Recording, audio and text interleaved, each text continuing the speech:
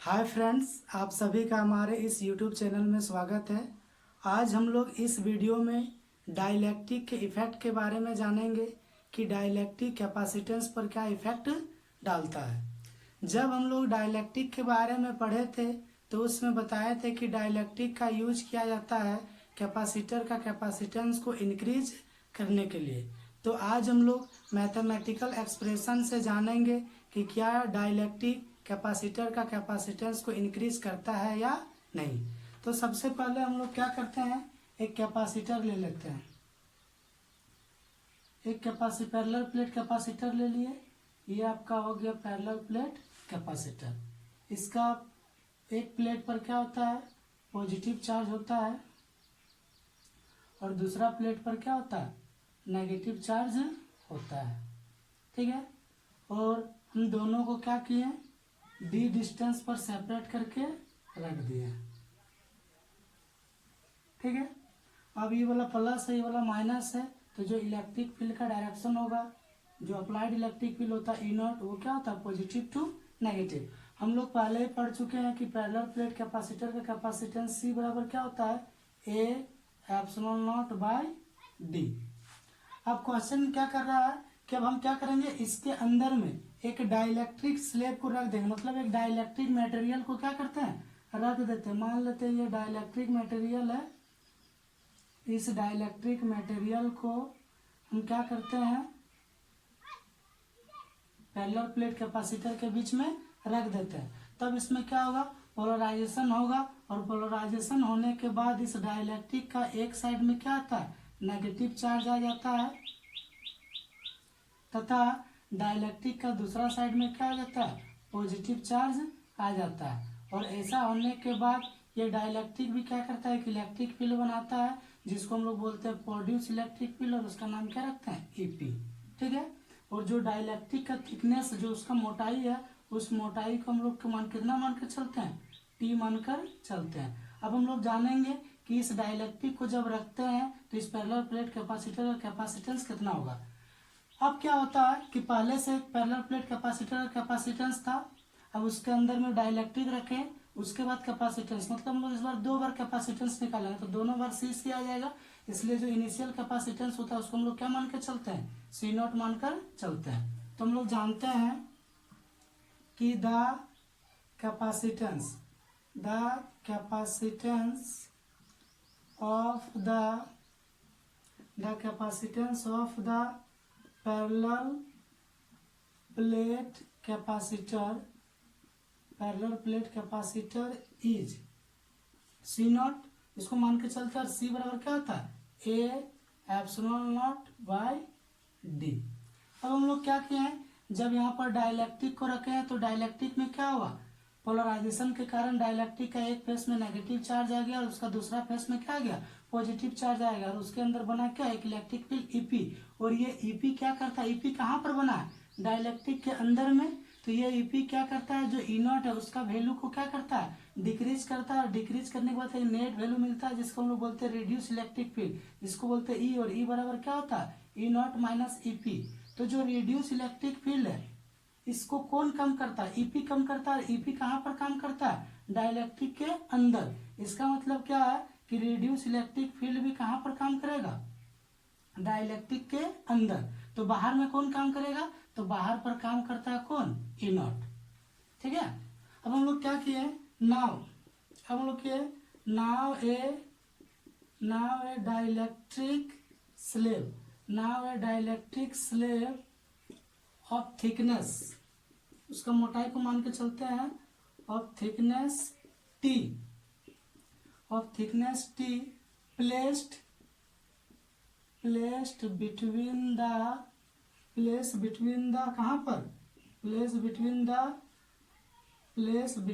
The parallel plate of the capacitor, parallel plate of the capacitor as shown in the figure,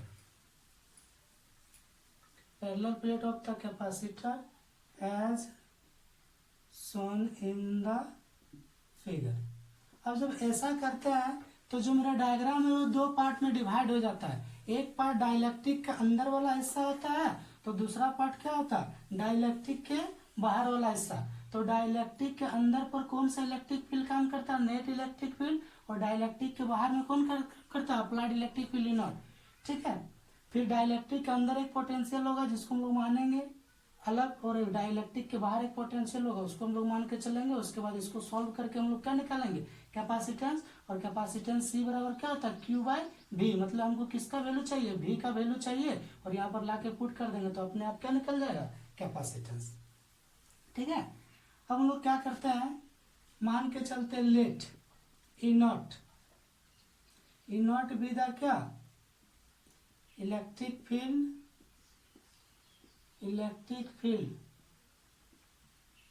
outside the dielectric. फिर इसके लिए हम लोग मानेंगे V1 मेरा क्या है, इलेक्ट्रिक पोटेंशियल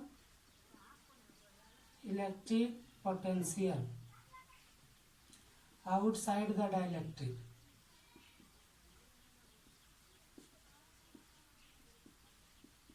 ठीक है, फिर मान के चलेंगे ई कहां पर काम करता है, इलेक्ट्रिक फील्ड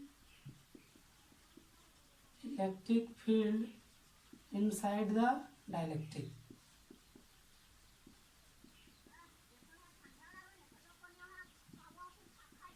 और V2 को मान लेंगे इलेक्ट्रिक पोटेंशियल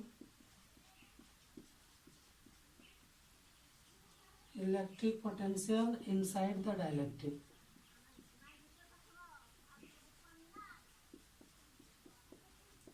ठीक है, अब हम लोग जानते हैं कि डाइलेक्ट्रिक का थिकनेस कितना है, T।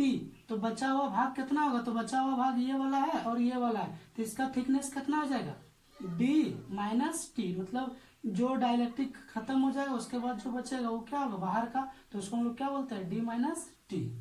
ठीक है, तो इसलिए सिंस चूंकि हम लोग पढ़े हैं कि E बराबर मैग्नीट्यूड लेंगे तो E बराबर क्या होता है, minus D by D R. हम लोग इसको मैग्नीट्यूड लेंगे तो डीवी बाई डी आर, इसको बोल सकते हैं V बाई आर। यहाँ पर हम लोग बात कर रहे हैं क्या, ई नॉट का। ई नॉट कहाँ पर काम करता है, आउटसाइड। तो आउटसाइड का इलेक्ट्रिक पोटेंशियल कितना, V1। तो यहाँ पर हो जाएगा V1, और आउटसाइड का जो मोटाई है वो कितना बचेगा, D माइनस टी।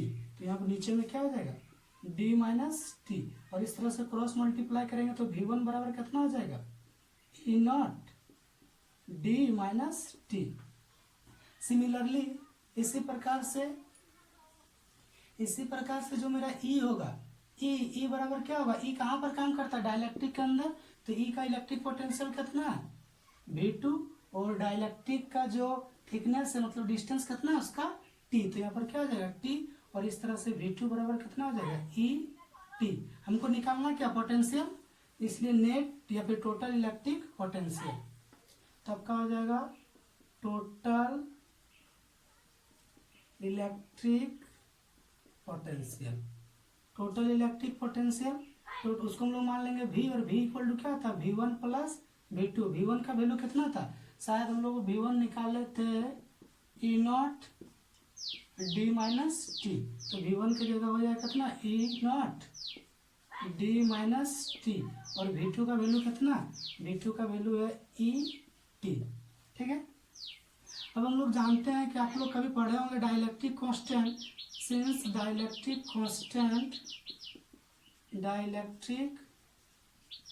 कांस्टेंट के बराबर क्या पढ़ाए थे,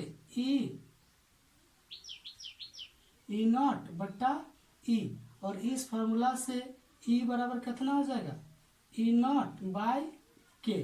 तब क्या होगा, इसलिए यहाँ पर भी है, भी की जगह भी रह गया, ई नॉट की जगह ई नॉट रह गया, D माइनस टी हो गया, प्लस की जगह प्लस, यहाँ पर ई है, ई का वैल्यू कितना निकला, ई नॉट बाय के। तो यहाँ पर हम लिख देंगे ई नॉट बाय के, और बगल में क्या है, T। ठीक है, अब इसको और आगे बढ़ाते हैं, तो जब और आगे बढ़ाएंगे तो इधर तो भी हो जाएगा, ये दोनों में क्या कॉमन है, ई नॉट कॉमन है, तो यहाँ पर हम ई नॉट कॉमन ले लेते हैं।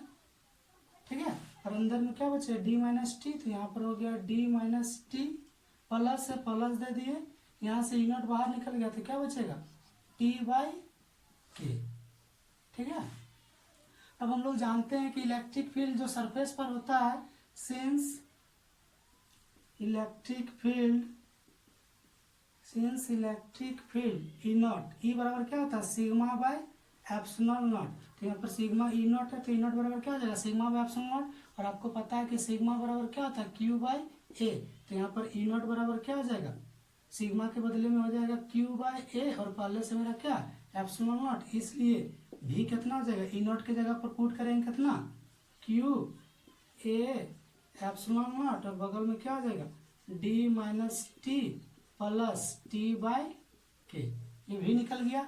अब भी निकल गया तो हमको निकालना क्या था कैपेसिटेंस, इसलिए कैपेसिटेंस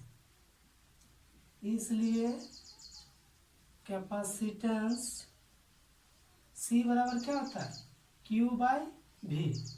ठीक है, तो आपका क्यू का जगह सी हो गया, क्यू के जगह तो क्यू हो गया, और भी का वैल्यू कितना है, भी का वैल्यू है Q by A epsilon naught into D minus T plus T by K. ठीक है, ये नीचे है तो ऊपर चला जाएगा, क्यू और क्यू मेरा क्या हो गया कट जाएगा, तो सी बराबर आपका आ जाएगा ए एप्सिलॉन नॉट, और नीचे में बचेगा D minus T plus T by K. ठीक है, अब हम क्या करते हैं कि इसमें से जो डी है, इस डी को हम कॉमन निकालना चाहते हैं। कॉमन इसलिए निकालना चाहते हैं कि कैपेसिटेंस शुरू में हम लोग पढ़े हैं ना A epsilon naught by D, उसका फॉर्म में लाने के लिए तो डी तो अलग से रहता है, तो यहाँ पर हम क्या करते हैं डी को कॉमन निकालते हैं। तो जब डी को कॉमन निकालेंगे तो देखो इस तरह होना चाहिए, ए एप्सिलॉन नॉट डी कॉमन निकल गया, तो यहाँ पर कुछ नहीं बचा, तो कितना बचा 1, माइनस से माइनस दे दिए, टी के पास डी था नहीं था, तो यहाँ पर हो जाएगा टी बाई डी।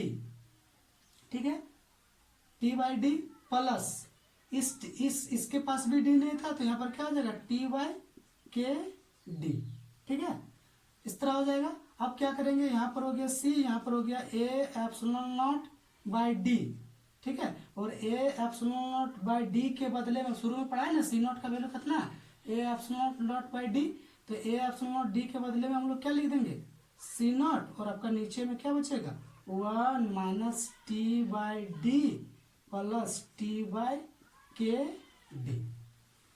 ठीक है, अब क्या करते हैं, अब इसके बाद हम लोग क्या करते हैं, इसको और थोड़ा सा आगे बढ़ा देते हैं। तो जब यहाँ पर आपका हो जाएगा सी और यहाँ पर क्या हो जाएगा सी not.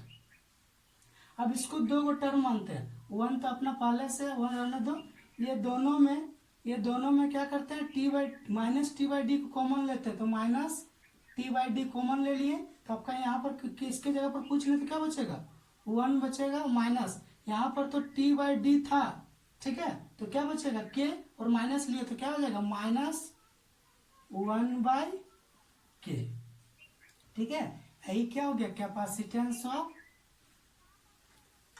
Parallel plate capacitor with dielectric slab. From above equation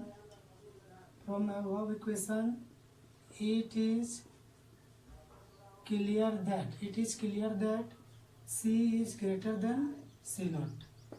Hence dielectric increase the capacitance of capacitor.